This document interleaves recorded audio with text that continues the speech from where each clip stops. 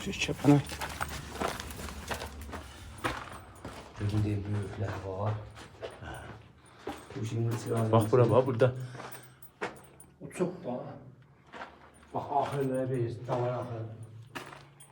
Görüyor musun?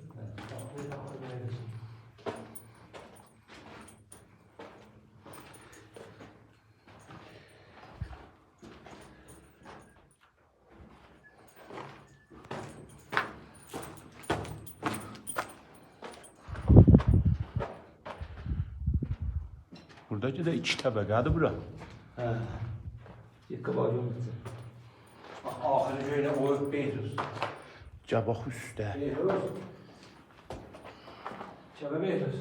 Bak bura. Ha. Ahırı şöyle geçip oyuplar. Bura ne? Ular ahır diye işte. Burada heyvan saklıyor. O da bana cevap Bura heyvan da.